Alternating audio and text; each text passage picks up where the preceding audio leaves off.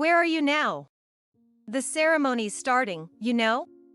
I yelled into the phone, finally getting through to my husband, Steve. On a family trip to a Caribbean resort. At our daughter's wedding? To that, Steve just laughed heartily and hung up.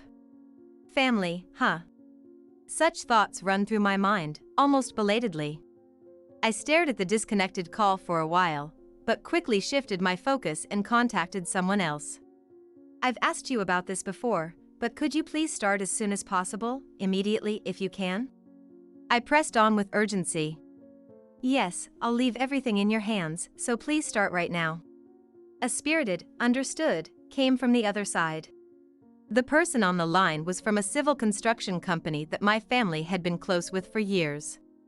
And inwardly, I couldn't help but smile to myself. Go ahead, enjoy your so-called family trip for now. Because I think this will be your last bit of fun, I thought. My name is Kelly, 52 years old. I'm a housewife with 2 children. My husband, Steve, is 55. Our marriage was, about 30 years ago, somewhat of a strategic alliance between 2 companies. But it looks like that marriage is about to end, due to Steve's repeated issues. Not that there were signs of separation from the beginning. At least, I thought we could build a warm family together, despite it being a marriage of corporate alliance. Steve thought so too, at that time. That changed after our 2 children were born. Soon after we got married, I became pregnant and gave birth to our first child, Mark. The following year, our daughter Kathy was born. The kids were a joy, but parenting was harder than imagined. Steve, still in his early 30s at the time, was undergoing his training phase in his father's company. Perhaps that contributed to his stress building up. Even when he came home, he wouldn't participate in childcare. He seemed indifferent to the cries of our 2 children and my struggle with parenting. Rather, something seemed to cool off, and he began to use work as an excuse to stay away from home more often. Well, to be honest, I have my regrets too. Back then, I was overwhelmed with childcare, insisting on doing everything myself without seeking help. The one who came to my aid was my mother from my family home. My parents, now deceased, were truly a blessing when I think back on it. Without the housekeeper my mother arranged for me, I would have likely succumbed to postnatal depression. But once that period passed, the children were truly adorable. With Steve immersing himself in his family and work and hardly returning home, childcare became my lifeline. Still, I couldn't shake off my suspicion towards Steve's absences and once asked, "Where are you always going?" Back then, Steve would dodge the question with vague answers, but I finally pressed him when he missed our daughter and son's birthday celebration. His response was, "You can do as you like with that stuff. I have things I need to do." I couldn't imagine what was so important that it kept him away from our children's milestones. What could be so important that you'd miss your own kids' events for? In that moment, I found myself asking, inflamed with frustration. And Steve's response was this. "You know I have a younger sister, right?" "Sure, she's 13 years younger, wasn't it?" "Beth, was it?" "That's right, Beth. She's coming of age soon, so there's a lot to discuss with the parents about that." His tone, seemingly prioritizing his sister over his own children, left me astounded. "Excuse me." "But Steve," as if it was the most natural thing, retorted, "You've been so busy with the kids, you probably didn't notice, but it's been tough on their end too." I was left speechless. Yet, the same scenarios kept recurring. Even for kindergarten and elementary school welcome events, Steve started making excuses related to his sister. He wouldn't attend the children's birthday celebrations, but he'd go to her coming-of-age ceremony. He'd miss their welcome events but make it to Beth's graduation. What exactly is home to Steve, and who does he consider his family? I pondered this over and over. And so, I found myself alone preparing our children's birthday parties, attending graduation ceremonies and all school events. The figure of their father began to disappear from our children's commemorative photos. Before long, the children too became aware that their father was absent from their events. As they grew, faced with exams, further education and employment, they proceeded with their decisions independently. Before consulting us, they first sought out what they wanted to do, looked for schools that matched their interests, and then considered if those schools were within their reach. They would only come to me with questions like, "I want to go here, what should I do?" not wanting to burden me. "I didn't want to impose on you," they had said, already by middle school.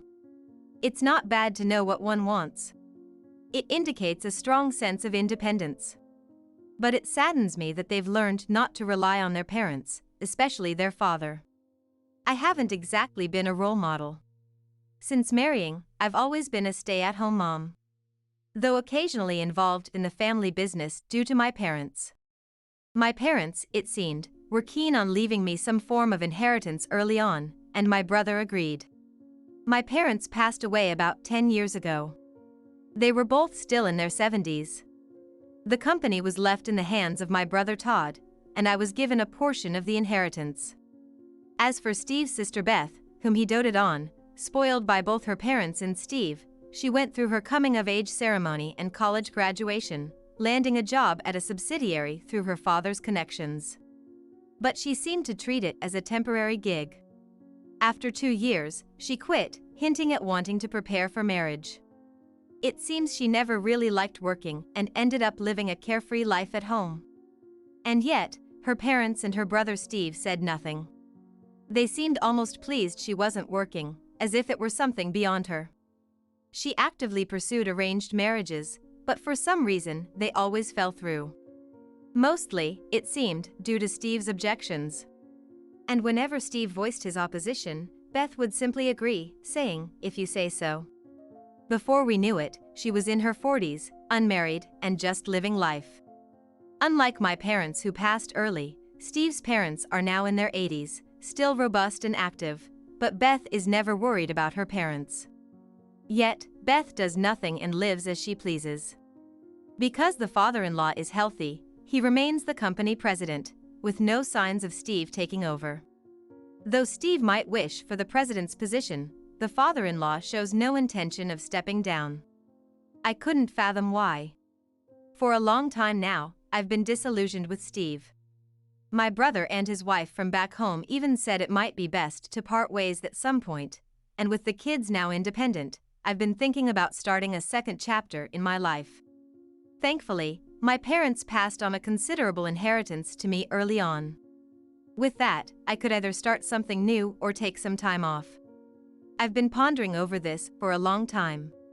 I was also gathering evidence that would favor me in the divorce proceedings. My brother's lawyer has been advising me on various matters. But then, an event that put those plans on hold occurred. My daughter Kathy was getting married. Her fiancé, 8 years her senior, was someone she met at her job at my brother's company, where she was working as a coworker. This man is quite capable and is said to be on track for a transfer to an overseas branch. Kathy, having seen the example set by Beth, worked without ever revealing her family connections. Flaunting that kind of thing is foolish. It's the same at school. If you show off being rich, you're bound to be disliked, Kathy argued. I had even tried to inform Steve about the wedding. But as expected, Steve kept saying he was too busy and would flee as soon as the conversation started. I just watched Steve's behavior and responded, "Okay, I see." Nevertheless, I sent him the invitation and details through a card or a message. But I didn't bother to confirm the details with Steve directly. On the day, we all headed to the wedding venue. But by the morning of the event, there was no sign of Steve coming.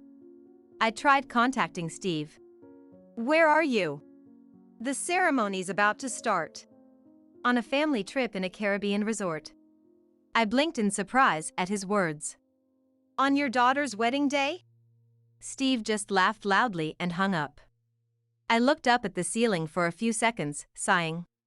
Family, family. I repeated to myself several times. It's likely his parents, Beth, and he were in a Caribbean resort. I knew it, but to this extent, I was genuinely astonished.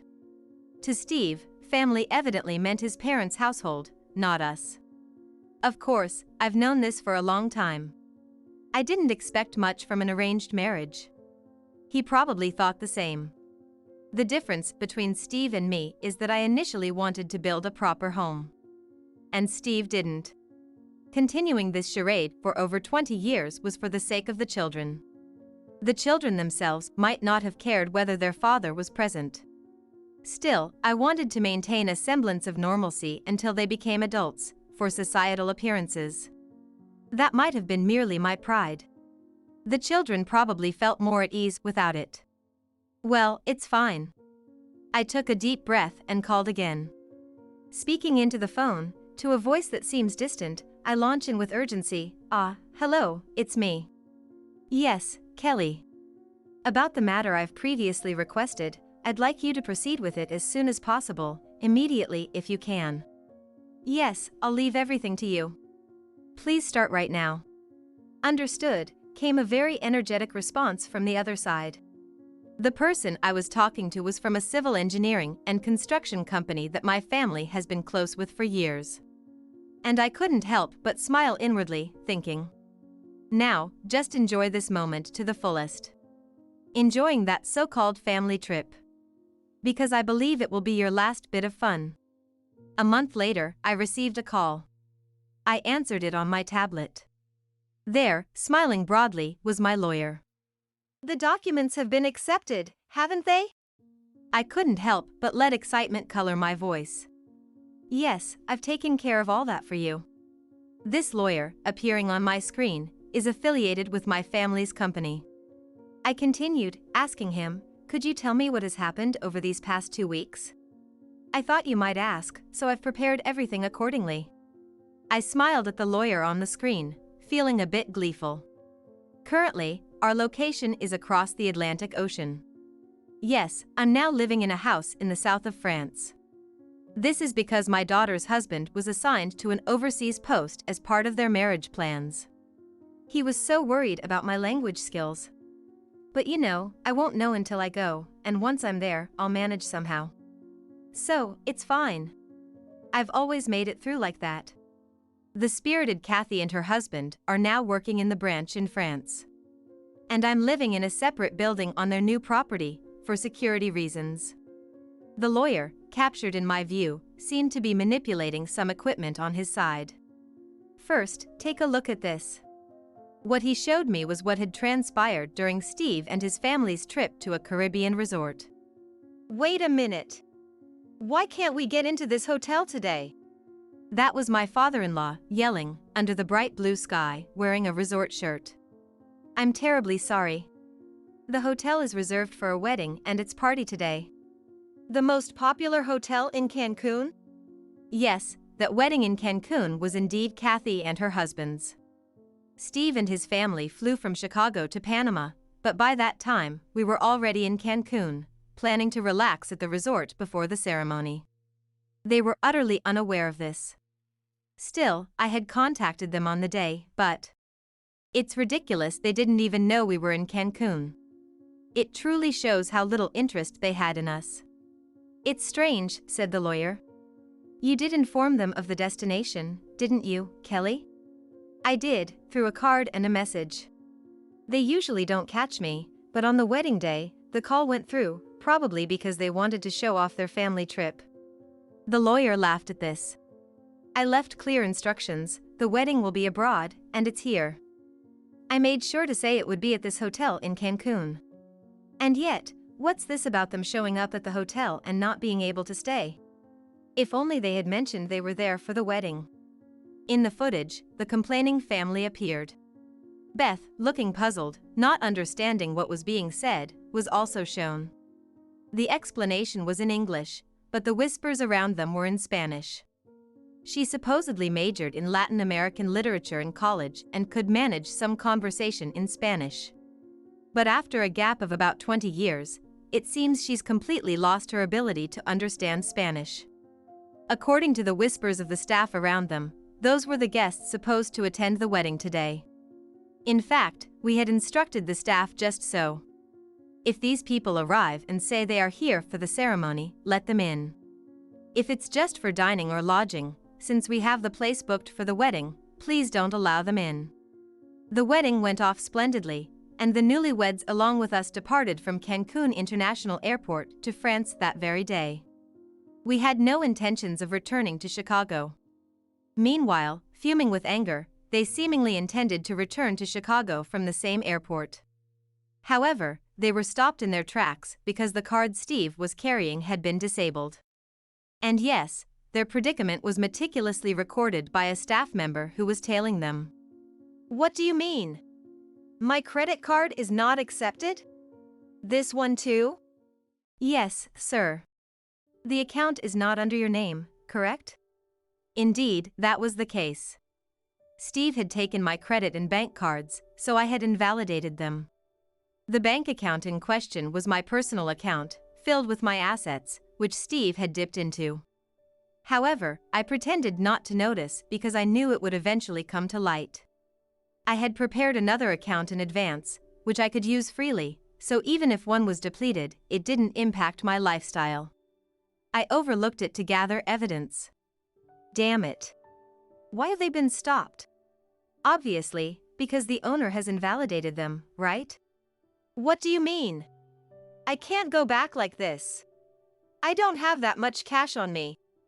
Faced with Steve's anger, the staff, sighing, informed them, anyway, these cards are not accepted, so you cannot board a plane back to the US, and sent them away from the airport. They had no choice but to return to the city first and borrow cash for their return at the consulate. Of course, getting to that point took a considerable amount of time. It seemed they didn't quickly come to the idea of relying on the consulate. Moreover, trying to borrow money from acquaintances because they were embarrassed took even more time. When they finally realized borrowing was not an option, they reluctantly asked the consulate for help. Since they had already overstayed their intended period, they had no room to worry about appearances. In the end, they got chewed out at the consulate. After all, the reason was a stopped card. They were seen as having problematic behavior and were somewhat detained. And so, they returned to Chicago in a sorry state, repaid the consulate for the fare from their account, but when Steve came back to complain, he found nothing left there. The sight of them then was too hilarious to contain. "What is this?" Steve screamed in front of the now empty lot where our home once stood. And the in-laws dropping their luggage. Our home was built nearly 30 years ago by my parents for us to live in when we got married. It was always well maintained, so selling it was a possibility. But it was mine, and I planned to live in France, so I didn't want to leave anything behind. Therefore, I stored Steve's clearly personal belongings in a storage unit and had everything else destroyed by a disposal company. That was the other call I made on the day of the wedding. "What in the world?" Steve was scratching his head, stomping his feet, and finally knelt down, pounding his suitcase. I couldn't help but burst into laughter upon seeing this. Then Kathy came over, hearing my laughter. "What's happening, Mom?" "Just look, Kathy. Your father's gotten himself into quite the situation. He's not my father anymore." Kathy said this as she gazed at the screen I pointed to. In the screen, there's a for sale sign standing in front of what used to be our house, now just an empty lot, looking impeccably clean. "Ah, this is where our house used to be. Completely emptied out, isn't it?" Kathy said with a wry smile. As a teenager, she seemed to find her father's excessive affection for her aunt, rather than her own family, utterly creepy. I knew she had always said she wanted to cut ties as soon as possible. "I'm glad to see you're pleased, miss," the lawyer said. "Yes, thank you for this amusing video. But that's not all, is it?" I asked. "Oh yes, there's more," the lawyer said with a sly grin. "Next, we have this." Then, Steve's face appeared again, looking frustrated and glaring at something. "What does this mean?" Steve slammed his hand on the desk. "It means nothing more than your wife, Kelly, has asked for a divorce petition to be filled out." "There's no way Kelly would say something like that." "And why would you say that?" Steve started to say something, then paused as if something had just occurred to him. "Right, the cards. Why would she invalidate those cards?" The lawyer, in a matter-of-fact tone, responded, "Well, of course, she would. If someone was using a significant amount of money from her account without permission, anyone would do the same. Why were you using Kelly's cards in the first place? Didn't you have your own? Steve muttered, and fell silent. Or was it that you were really that strapped for cash? Indeed, we had looked into that as well. Frankly, Steve and my in-laws' accounts currently don't hold much money. Only a small portion for company operations, the rest had been siphoned from my savings. He took my cards with the misguided belief they were family assets, without any permission. So, if I say stop, it ends there. And as a result of invalidating them, we discovered a significant amount of money had been spent. Spent? But this was supposed to be marital assets, right? No, that's incorrect. What are you saying? Didn't you know? The account you were using belongs to Kelly's assets from before your marriage. Before our marriage? No, that can't be. Kelly never mentioned that. She probably didn't feel the need to mention it. Everything was fine until something happened, right? What do you mean? Steve stood up abruptly. Kelly said she no longer sees any reason to consider you and your family as her own. At least your children no longer see you as their father. What did you say? That's right. Do you even know which universities your daughter and son attended, what they studied, whom they married, and most importantly, where your daughter's wedding was held? Steve stumbled over his words. Then, the lawyer informed him about Kathy's wedding date and location. Steve's expression changed, muttering, "No way." Under his breath. Yes, the hotel you tried to stay at that day. That place? Steve leaned forward. Yes. Didn't you hear there was a wedding that day? Sure, but if that was the case, why weren't we allowed in? That's simple. The lawyer explained what I had instructed the hotel to do. Kelly mentioned she had informed you in advance. Why don't you check your smartphone? Haven't you checked it all? Or were you using a different phone? Faced with rapid-fire questions, Steve fell silent. Well, if I think about it, it's only natural he wasn't reachable. Steve probably had multiple smartphones and had turned off the one that could connect to me. I had anticipated this because messages sent to him never turned to read, and calls went unanswered. Had I asked him if he changed his number, he would have probably given me just that, a number. I deliberately chose not to ask. It was all part of my plan. There's evidence I sent messages. I left voicemail after voicemail. Making sure to sound increasingly agitated, asking, "Are you listening? Are you there? I want you to see this." I made my tone perfectly clear. Of course, the same goes for the messages. I tried other methods as well. Yet Steve had completely shut out any means of communication with me. Therefore, from Kelly, there will be a compensation claim for these expenses, and also damages for neglecting the family, the lawyer continued. Oh, and I've been told by her family home that they will be cutting off support to your company as well. What? Let me see Kelly, Steve pleaded, nearly in tears. No, that would be futile.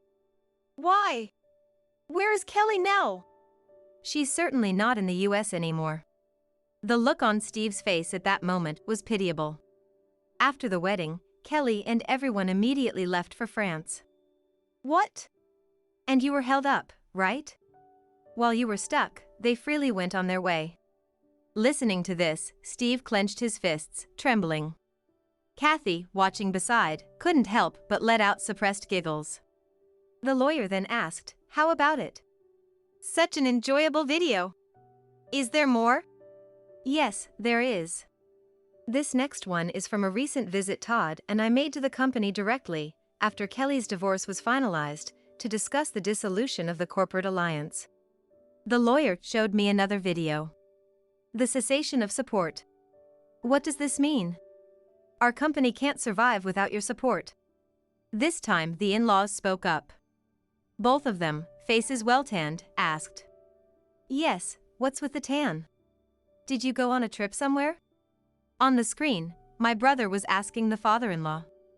To the wedding, Kathy's? Yes. Kathy's wedding. It was in Cancun.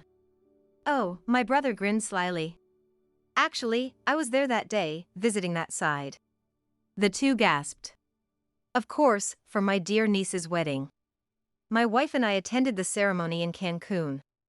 Ah, by the way, I'm fully aware of what you were doing that day. Sweat dripped down the in-laws' faces. Moreover, you couldn't immediately recall Kathy's name, could you? How little interest must you have had in those kids? My brother pressed the father-in-law, seizing the moment. For only 2 grandchildren, not even remembering one of their names, what does that say about you? Well, no, those kids never warmed up to us. Warming up or not, have you ever actually done anything for them? Both were at a loss for words. But then, suddenly, there was the sound of someone barging into the room. Wow, heavy hitter, impressive.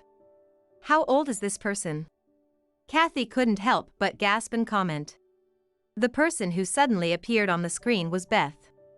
Beth is 42, right? That's 10 years older than my husband. No way, she was a kidult all along. Indeed, by modern terms, that was exactly it. Thinking about it, she's been a kidult for 20 years. What's she going to do now? I then looked back at the screen. If the support is cut off, what are we going to do? What am I supposed to do? Beth wasn't addressing the lawyer but confronting her parents. I wonder what will happen. The father-in-law could only mumble his response. Well, the divorce has been finalized, and we have no reason to lend you funds anymore. What? Why did you let the divorce go through? Don't you still get it? Among other things, the deciding factor was the misuse of funds. But it was marital assets. My brother sighed heavily. Steve said the same thing. Of course, we were worried about that, so we had already given Kelly a living gift of her premarital assets. Are you saying you didn't trust us? After all, a man who misuses his wife's assets can hardly be considered trustworthy. How long did your son neglect his wife and children? The in-laws were speechless. Even I, as their uncle, attended their birthday parties. Of course, Kelly visited our home too. Well, the fact that she stopped talking about such visits long ago probably means you were no longer considered family. My brother seemed to relish chastising the in-laws. Yes, just as you mistakenly thought those 3 were a different family. Oh yes, Steve said he was going to a Caribbean resort with his family on the day Kelly called. The father-in-law looked up in shock, and the mother-in-law covered her face. Family, who might he be referring to? My brother said this with a genuinely pleasant smile towards the in-laws and Beth. That's when everything was completed. How did you find it? Thank you. I'm very satisfied. Please proceed with the next steps. There aren't really any more procedures to speak of. Kathy and I exchanged glances and laughed at the lawyer's words. The lawyer would inform us about the aftermath in due course. My brother would occasionally get in touch too.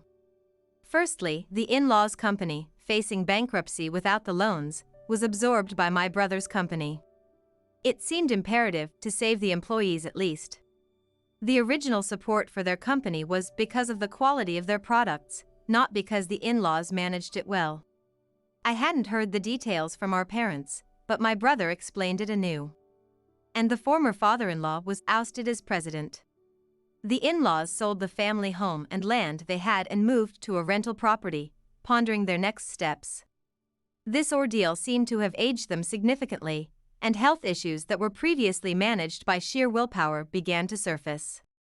Steve, now looking into elderly homes too late, is finding it financially difficult to secure a place. He managed to secure a re-employment opportunity with an acquaintance's company, which, given their past relationship, took him in. However, after the divorce incident, the acquaintance realized Steve was unreliable and demoted him to a contract position, ready to dismiss him at any wrongdoing. Though lenient, given the circumstances, I hope he continues there to make up for his debts. As for Beth, now living in a rental with her parents, her inability to do anything after 20 years as a kidult is stark. Despite their savings running low, her parents' desperate persuasions have her visiting the employment office, though her high job expectations make it difficult to find employment. Not surprising, really. She's even considering marriage, but, naturally, that's a high hurdle. I'm simply astounded by what she's done over these 20 years. Yet, our life in France is bright and fresh. Living abroad comes with its troubles, of course. Mark, residing in the US, calls to express his concerns, but I assure him each time that we're okay. Come visit sometime, bring a nice wife if you can, I suggest. Mark just shyly responds. As long as we're in a safe area, life here is tranquil.